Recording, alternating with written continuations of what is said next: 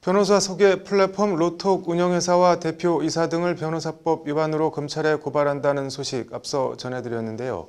고발장을 작성한 직역수호 변호사단 김정욱 대표를 만나 관련 얘기들을 더 들어봤습니다. 장한지 기자가 만나봤습니다. 서울 삼성동 법무법인 폴라리스 대회의실에서 법률방송 취재진을 만난 김정욱 직역수호 변호사단 대표. 변호사 소개 플랫폼 시장에서 로톡의 폭발적인 성장세를 우려하는 말로 인터뷰를 시작했습니다.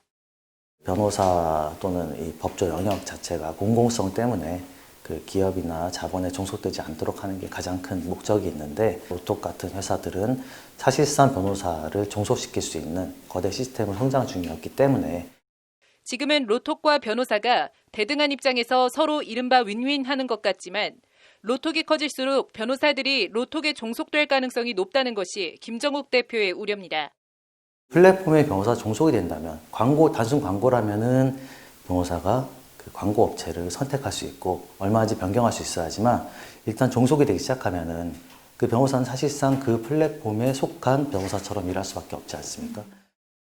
여기에 로톡이 법률 상담이나 AI 형량 예측 같은 서비스를 통해 사실상 특정 변호사를 속에 알선하는 변호사법 위반 행위를 저지르고 있어서 고발을 더 미룰 수는 없다고 말합니다.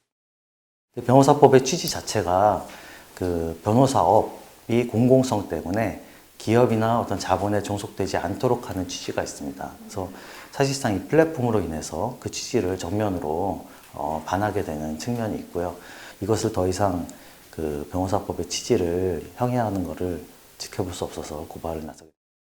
로톡이 지난 4일부터 야심차게 시작한 형량 예측 서비스 그 자체에 대해서도 김정욱 대표는 의문을 나타냅니다. 로톡이 2012년부터 2020년까지 형사사건 1심 판결문 40만 건을 확보해 자체개발 인공지능에 학습시켰다고 하는데 40만 건이나 되는 판결문을 어떻게 합법적으로 입수했는지 이해할 수 없다는 겁니다. 형사사건 40만 건을 확보할 수 있는 방법이 현재는 없습니다. 합법적으로 확보할 수 있는 방법이 없거든요. 그러니까 그거는 아마 허위 과장 광고일 거고요. 그러면서 로톡의 온라인 영업뿐만 아니라 오프라인 광고 영업에 대해서도 문제를 제기합니다. 로톡에서는 성범죄 전담 변호사, 부동산 전담 변호사 등 전담 변호사라고 지칭하며 가입되어 있는 변호사들을 광고하고 있습니다. 그런데 대한변호사협회에서 일정한 자격 기준을 충족하는 변호사에게 부여하는 전문 변호사와 달리 별다른 근거도 없는 전담 변호사라는 용어로 전문성이 있는 것처럼 호도하고 있다고 김정욱 대표는 말합니다. 또 하나는 로톡에서 그 전담 변호사라는 표현을 써서 주요 분야, 그러니까 변협에서 인증하는 그 전문 분야에 해당이 없는 분야들을 그렇게 광고를 하고 있어요. 근데 이게 변호사들은 원래 그렇게 광고하면 변호사법상 각 변호사회가 광고 규정에 의해서 심사를 하게 되어 있는데, 로톡은 이제 그 심사를 피해갖고 이렇게 광고를 하고 있다는 것도 이제 불법성이 있는 거죠. 김정욱 대표는 이에 변호사업계에도 건전한 플랫폼 시장은 조성돼야 하지만 변호사법 실정법 위반과 허위 과장 광고 등 잘못된 관행은 반드시 바로잡아야 한다고 거듭 목소리를 높였습니다.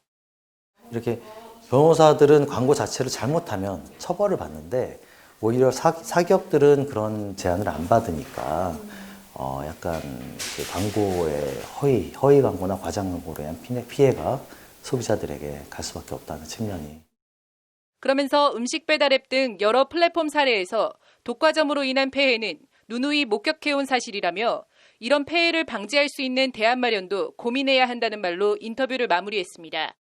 플랫폼의 모든 그 사업 종사자들이 종속이 되면서 결국은 비용 증가가 발생하고, 변호사 플랫폼 마찬가지로 그런 종속은 가능한 맞고 국가의 공공성이 유지될 수 있도록, 그 서비스의 공공성이 유지될 수 있도록 저희가 할 겁니다.